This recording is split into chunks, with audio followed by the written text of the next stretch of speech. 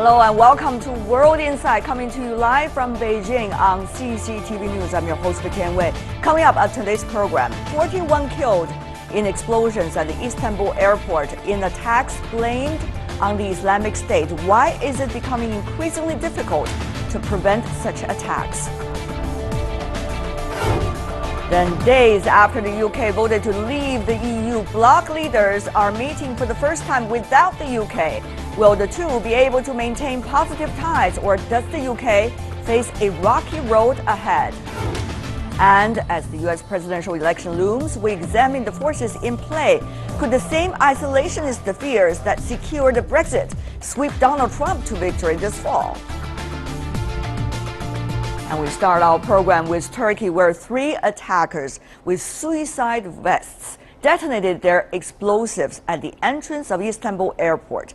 Police say 2 of the attackers detonated their bombs at the arrivals hall, while the 3rd exploded in the parking lot. At least 41 people have been killed and more than 200 others were injured. There has been no immediate claim of responsibility, but the Turkish Prime Minister said he suspects ISIL could be behind the attack.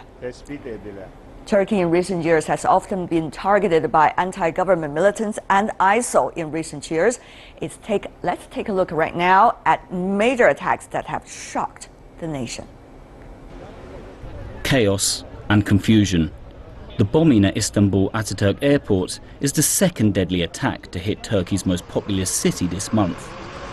The US described Tuesday's attack as heinous, but Turkey has seen worse.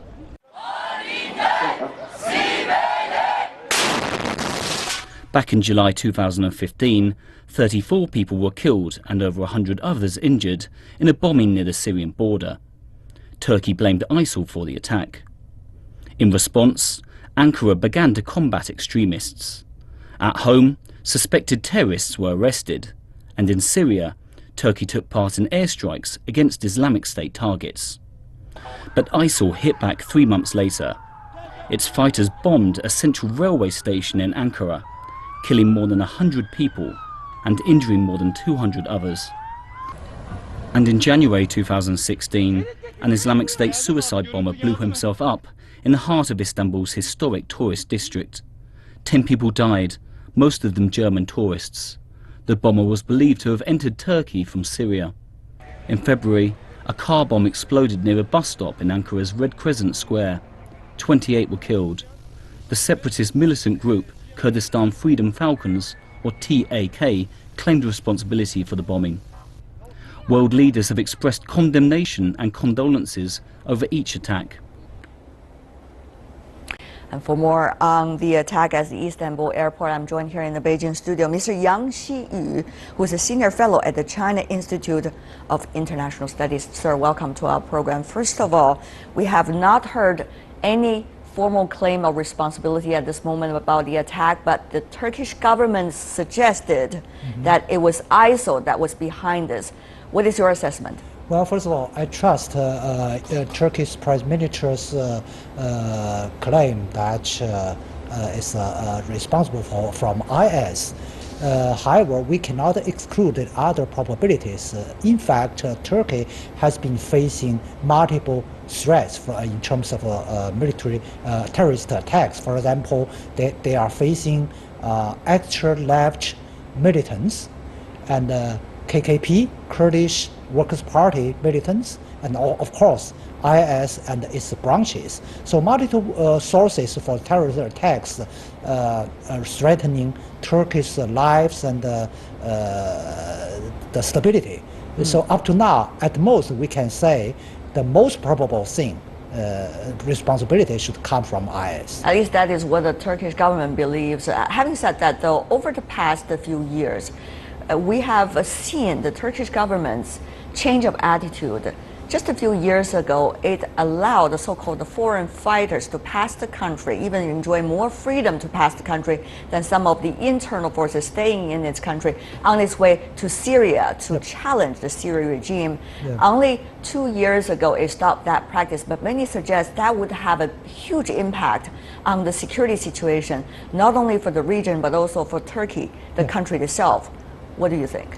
Actually, is it fair to suggest that?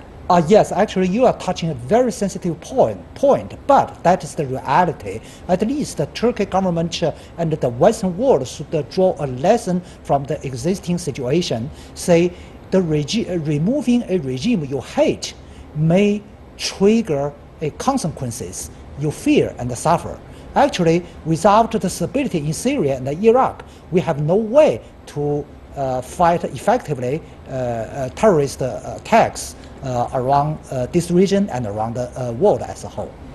Having said that, though, Mr. Yang, there's another important issue, that is the timing. We have noticed over the past 1 week, and 1 week alone, the Turkish government has managed to mend its fences openly with both Israel, which is, of course, a very sensitive country for the Arab world, and also with Russia, which is, of course, quite sensitive to Turkish Western allies. And it's very open, these kind of mending fences. So what do you make of this coincidence, it seems, when it comes to timing? Well, the individual two developments you mentioned, logically, there's no linkage between the two incidents. Russian-Turkey-Israel relations is a totally different issues. However, both Russia and Israel relation is sensitive to Islam world. So that's why a wide speculation about coincidences. However, I believe this attack has been planned for a long time. You mentioned, within 1 week, this is the latest development, but I think this attack should have been planned far before this latest development. Given some of the practice being used, whether it's weapons or the ways of conducting the attack. Yeah. All right, Yang Xiyu, who is a senior fellow at the China Institute of International Studies. Gentlemen, thank you for being with us. Thank you.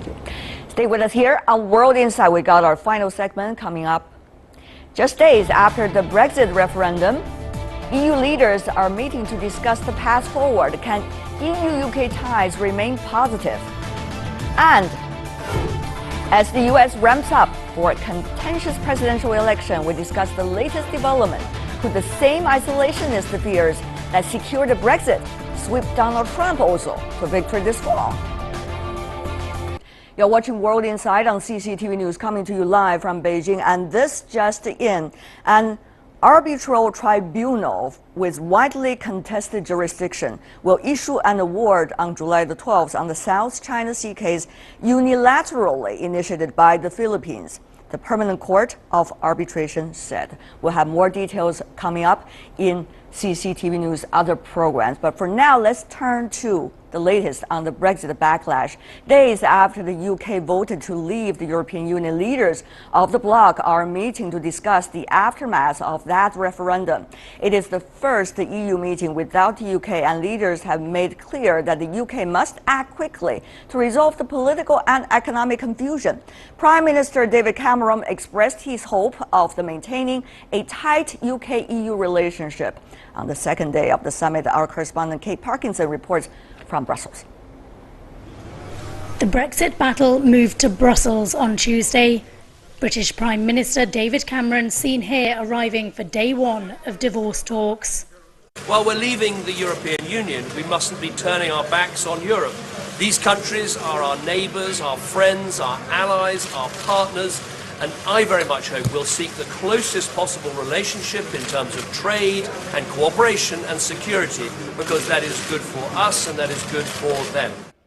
But separations are never easy, and there is frustration that the UK has not yet officially announced that it's leaving the bloc.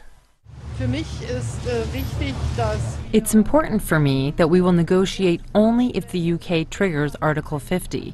There will be no informal or formal talks on the exit of Britain until an application has been filed to leave the European Union.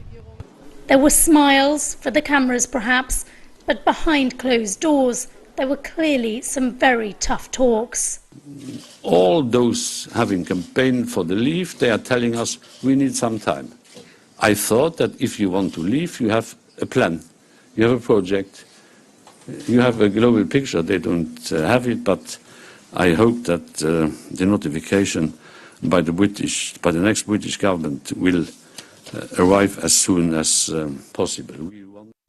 Talks continue on Wednesday, but for the first time in more than 40 years, the UK is not to be there. But that doesn't mean it's going to be plain sailing. There is also bickering between the national leaders of the other 27 member states and the European Commission. Arguments over who is best placed to lead the Brexit negotiations and who has the technical expertise to get the job done. And all this before the negotiations have even started. It's certainly going to be a very complicated separation. Kate Parkinson, CCTV, Brussels. That breaking story is just going on all the time. For more on the Brexit fallout, we are joined by Paul Evan in Brussels. He is the Senior Policy Analyst of the European Policy Center. Sir, welcome to our program. Also welcome to our program in Paris. We are having François Gaudemont, Director of the Asia and China Program at the European Council on Foreign Relations. And Singapore, we are joined by Mr. Andrew Naylor, Executive Director of the Asia Pacific Office of Cicero Group, that is a specific communication company. He used to work for the Conservative Party and the House of Lords.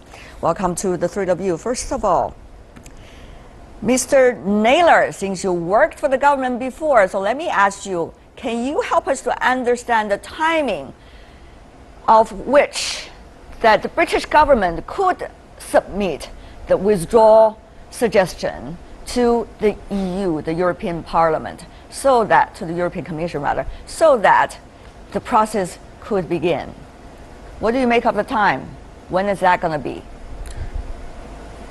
Well, David Cameron always said during this campaign, if Britain votes to leave, he would exercise that Article 50 of the Treaty of Lisbon straight away. He didn't do that. He was taken by surprise. He resigned. We're now waiting for the new leader of the Conservative Party, the next British Prime Minister, to make that decision. I think it very much depends on who actually wins. But one thing is for sure, I think that article will be exercised. It will probably be exercised sometime in September or October. If Boris Johnson wins, he led the Leave campaign. If he wins, there will be pressure for him to exercise that clause straight away. Jean-Claude Juncker has said that he would expect a Prime Minister from the Leave side to exercise that clause straight away. If it's someone like Theresa May from the Remain side of the Conservative Party, they've got a couple of weeks max before they have to exercise that clause. I think a lot of work is being done at the moment in parallel to put together the negotiating team. This is completely unprecedented. Britain has no idea how to go about these negotiations. I have to say, Mr. Naylor, their partners, their former partners in Europe. Of course, Britain has no idea what to do. The EU has no idea what to do. The rest of the world has no idea what to do because of the result of your referendum. But let's go to Mr. Ivan here. What do you make of the suggestions earlier mentioned by Mr. Naylor? Of course, he's only talking about the Conservative Party candidates, but there is other possibility as well. For example, a general election or even more internal party fights without necessarily coming up with a result as to who will be the next one for the Prime Minister. And also, we have to mention, Mr. Ivan, at this moment, the Prime Minister of the UK has not resigned. He only said he plans to resign. He still attended the last, some suggested, the EU summit. So, Mr. Evan, what exactly is going on? What do you think about the possible timing of the UK's withdrawal from the EU? Would the EU want it as soon as possible? Well, I think what was said before, it's a fair estimate. I mean, this was what Mr. Cameron announced, and I think it's fair to expect this triggering of the Article 50 somewhere in the fall. I mean, you're right. There is some disarray both inside the Conservative Party and inside the Labour Party, and it will remain to be seen who will be the leaders of these two parties in the next weeks and months. But I think we can assume that the trigger will be somewhere in September. But that will not be the moment in which the UK would leave the Union. For that to happen, there should be the terms in which this will happen. So the process can last for several years. Mr. Gaudemont, of course, according to the French side, as soon as possible, really. the UK leaves the EU, as this referendum already suggested. So, Mr. Gaudemont, is that likely to happen? What can other countries, including France, do in order to make that happen? Can you do anything? As soon as possible is a political requirement. It's not a legal condition. Only the UK can trigger Article 50. But the thing is, Article 50 is a little like the eject button on a jet fighter. Once you push it, you have to leave the EU within the next 2 years, whatever the negotiation brings. And so what is really being at play here is whether the UK will be able to negotiate endlessly the terms of its own exit, or whether it has a deadline and therefore less potential. We're very used to the UK exacting special terms, and that's probably what the French president wanted to avoid. It says absolutely nothing, however, about the UK rejoining. The problem is that the other partners of the UK have already made a lot of concessions, and one or two of the concessions that are being currently spoken about are simply unacceptable and are politically unviable for other EU countries, which is why you have this rather tough stand right now. Okay, well, at this moment, the question really is, what will be the strategy at this moment, Mr. Naylor? The Germans are expressing very clearly that the UK cannot just enjoy all the benefits while not shouldering any responsibility. That will be true during the time when the UK formally put forward its withdrawal from the EU and after, and that should also be true according to the German, starting from now. After all, you have already a very strong political statement coming from your people inside the UK. Is that going to be possible, Mr. Naylor? Well, it's certainly going to be very, very tricky indeed. One of the motivations behind the British vote to leave was concerns about free movement of people. I must stress that wasn't the only concern, but it was quite a major concern of many, particularly in the north of England. Free movement of people is it's a red line for many of our European partners. But I would say this: the UK is the second largest economy in Europe. It does have a trade deficit with the rest of Europe.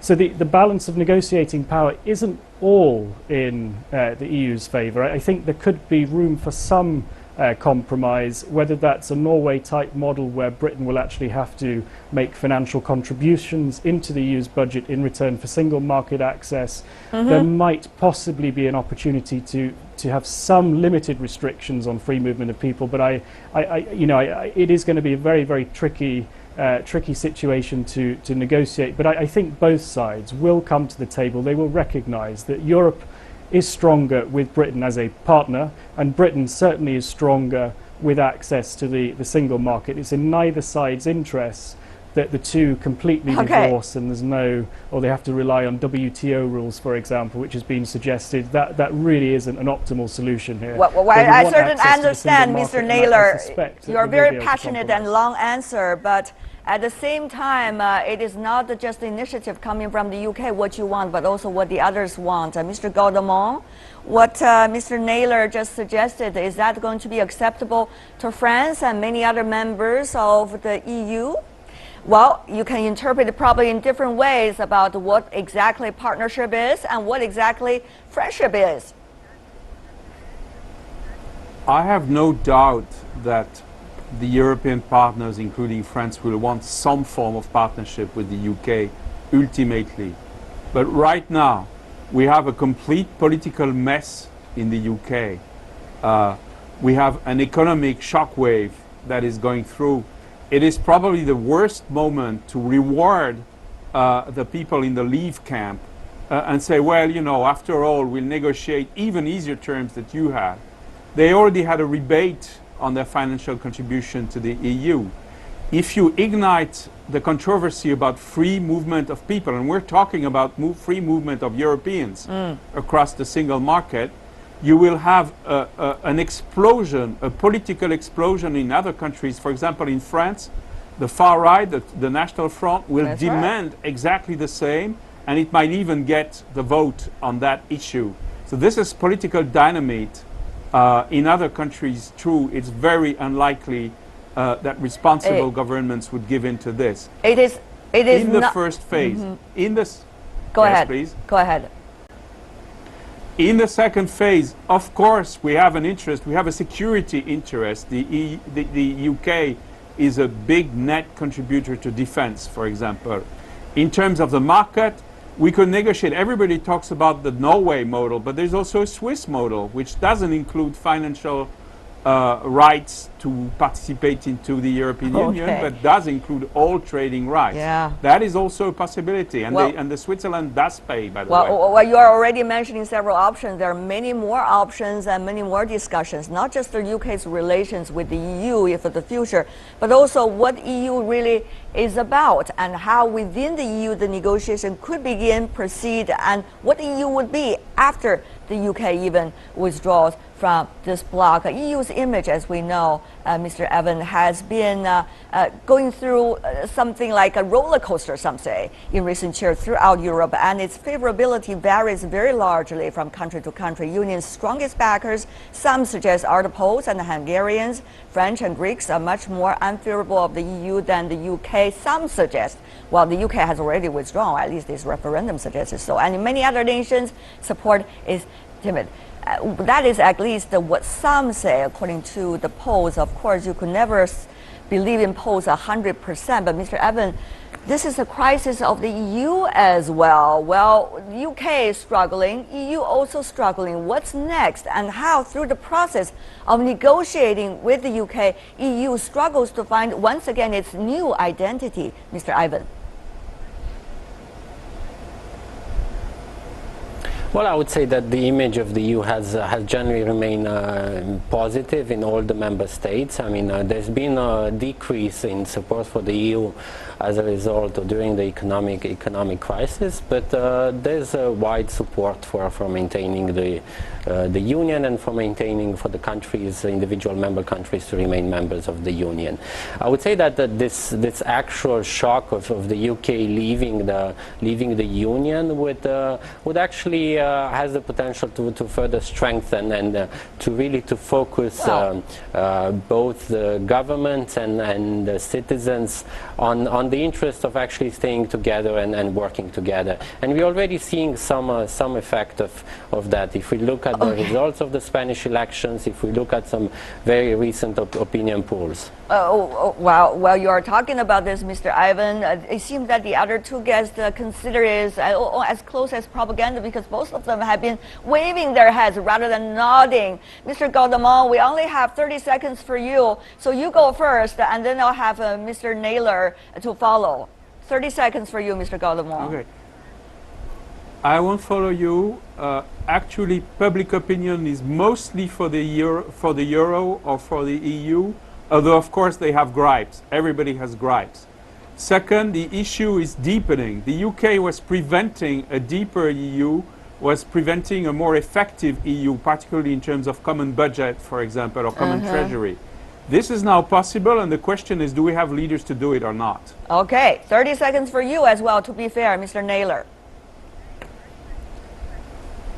Well, I don't think that the polls do suggest that there is widespread support for the EU across the board. If you look at Greece, for example, polls suggest that 60% of people there don't like the direction the EU is travelling. In France, it's around about 40%. In many Scandinavian countries, it's very high as well. This is not just a debate about free movement. It was also, on the Brexit side, there was a fear that Europe isn't competitive anymore. It wasn't doing enough to promote external trade outside of the EU. All right. There was a concern that its rules and regulations were actually holding back business. So it's not just about immigration, it's also about competitiveness and about Britain being able to trade with the rest of the world, which is actually where it does most of its trade now. Andrew Naylor, François Gaudemont, Paul Evan. I'm sure that story will continue. We'll invite all of your gentlemen back again. Thank you so much for being with us and sharing your perspectives, at least. Thank you. Stay with us here on World Insight. We've got our final segment coming right up. As the U.S. presidential election draws closer, many questions remain. In the wake of the Brexit, we ask, could the same isolationist fears sweep Donald Trump to victory this fall?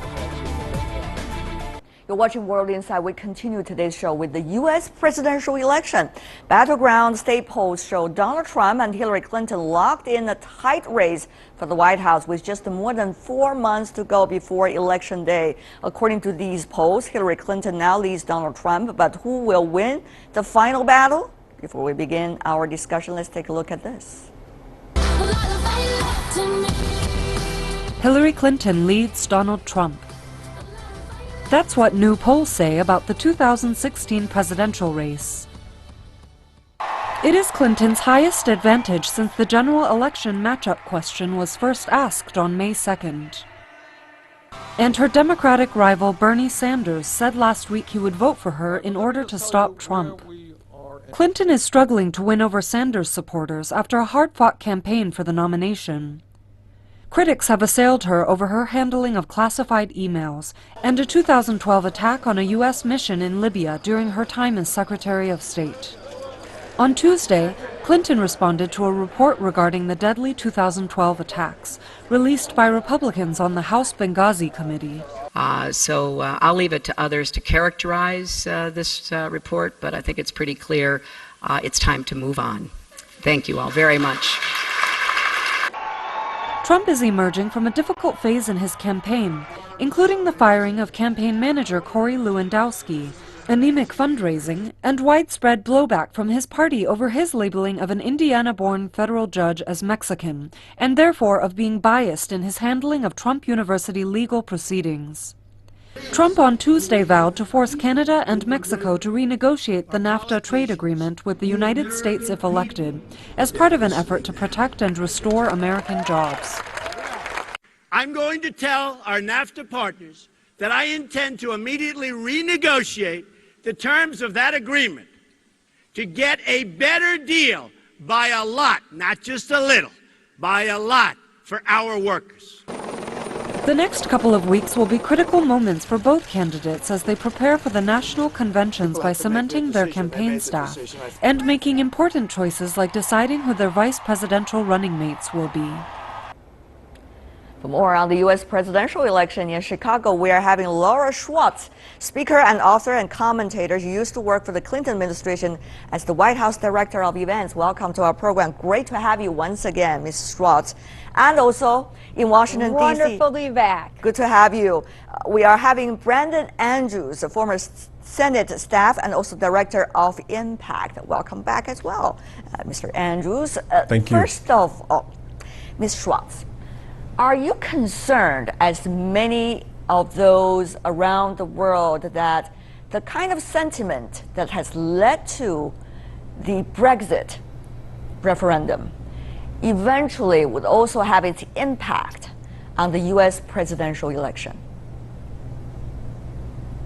A very good question, Ms. Tianwei, very timely question, because you heard two different reactions after the Brexit from both Hillary Clinton and from Donald Trump. Donald Trump happened to be in Scotland, misspoke on quite a few details, and highlighted his golf course and the new plumbing that they have, whereas Hillary Clinton really focused on what this means for the world economy, because right after that, and the plunge in the markets, Americans lost $100 billion in their 401ks, their retirement savings. So it showed definitely how Brexit has a financial impact, that we live in this globally interdependent world. What happens there affects us here, just as the temperament and the issue, as Mr. Trump displays it, could have grave effects as well. So I think it'll be something he'll talk going forward, but seeing the effects from Brexit now over a few days, I see. Really, I don't think he's going to gain any points. All right. Any points from that. Mr. Andrews, what do you make of it? Of course, Mr. Trump sailed on the results of the referendum. Not necessarily his supporting rates, but certainly his rhetoric. Is his support likely to increase as the results of the Brexit being felt, or the other way around? Mr. Andrews.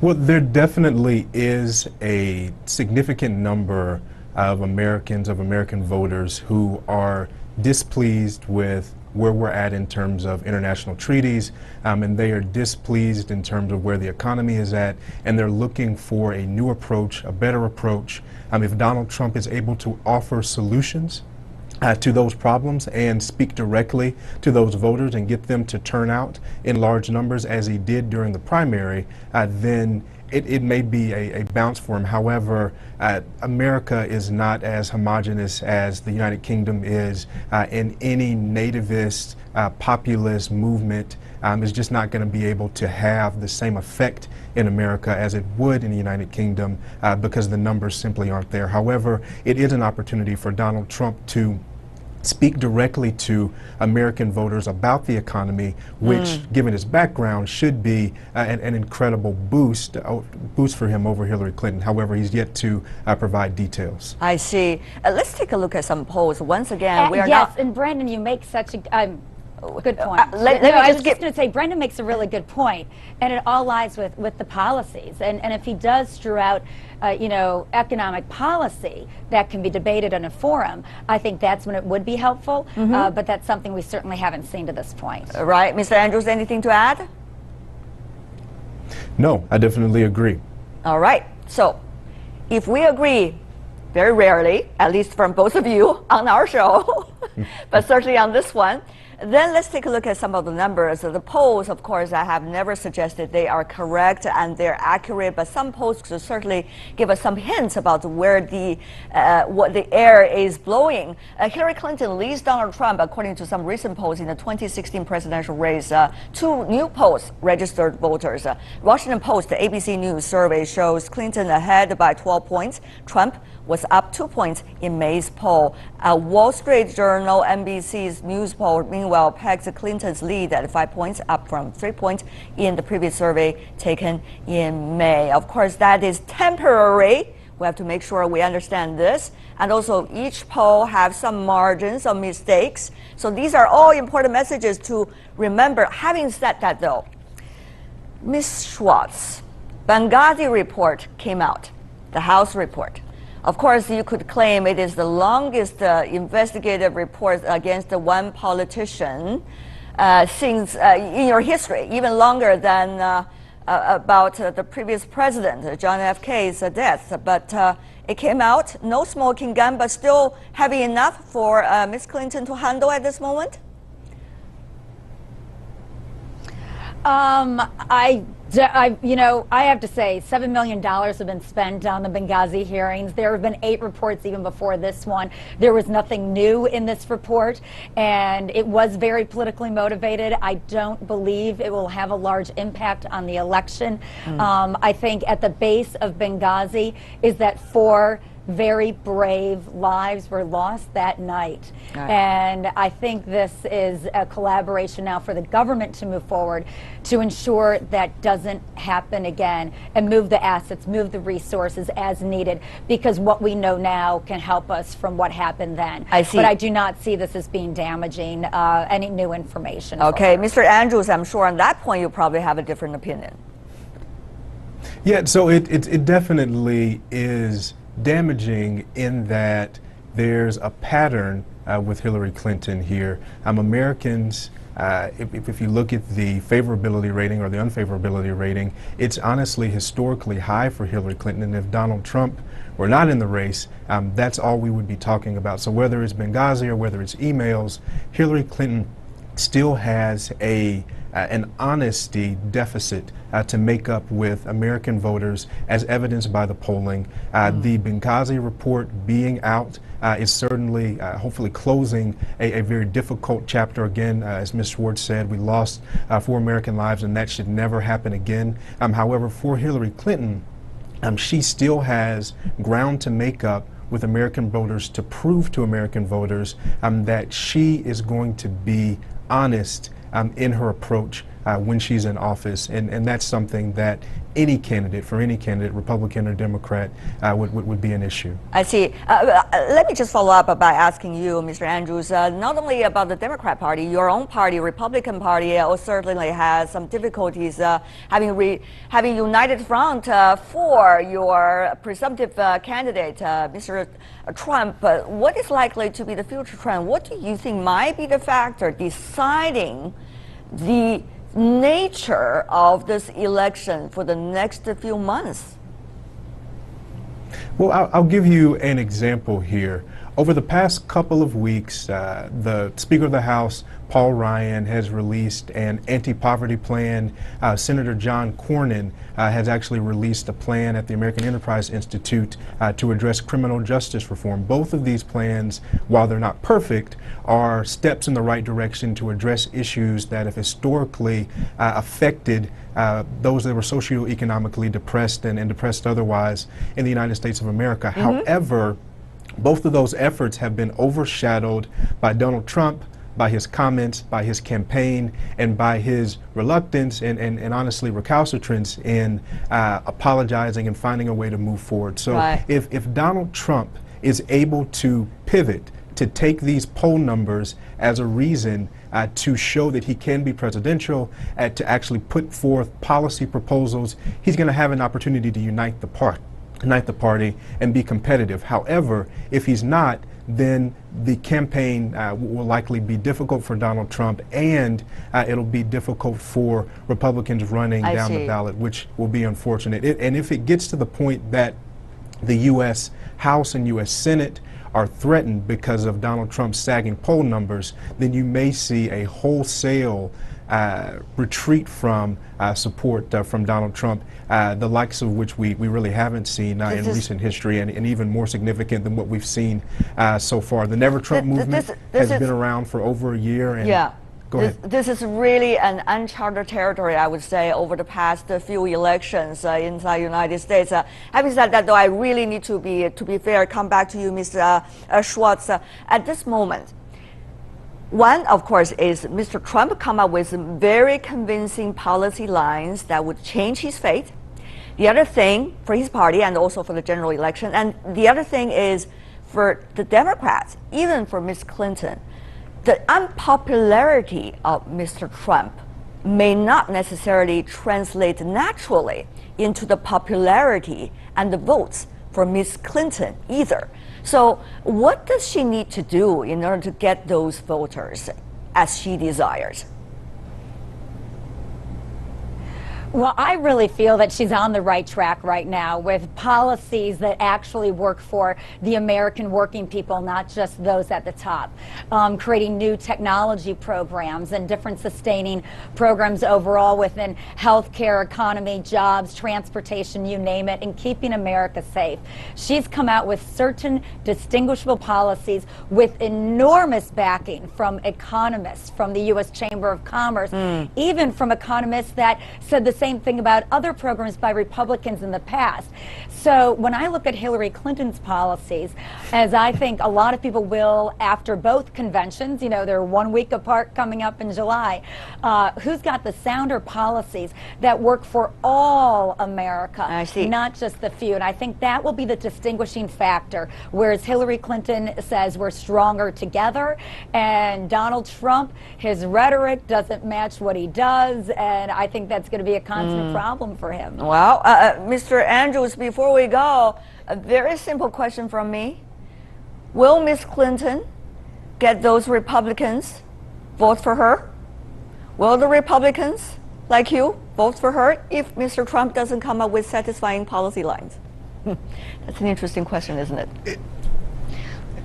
It is. If Mr. Trump, and it's a very, very simple answer, if Mr. Trump continues on his current course, he's going to continue to lose support from Republicans because of the policy effect and the effect down the ballot on House and Senate members running, and also on state and local representatives who are running for office. That's practical. You cannot have a candidate at the top of the ticket dragging people down and expect the candidates running down the ballot to support that candidate going forward.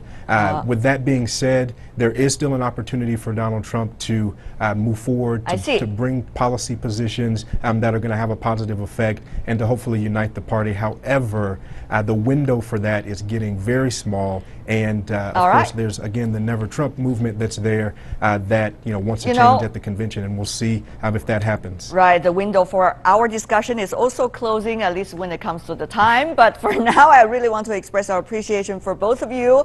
Laura Schwartz, Brandon Andrews, really appreciate your comments and also perspective. Really appreciate it. Thank you so much for being with us. And that is all the time we have for today. If you'd like to see more of our program, visit our website. Just type in World Insights CCTV News into your search engine. You will be able to find us, or you can also check out our YouTube channel. From me, Tian Wei, and everyone at the World Insight team, thanks for watching, and tune in again tomorrow for more insights from across China and around the world. Good night.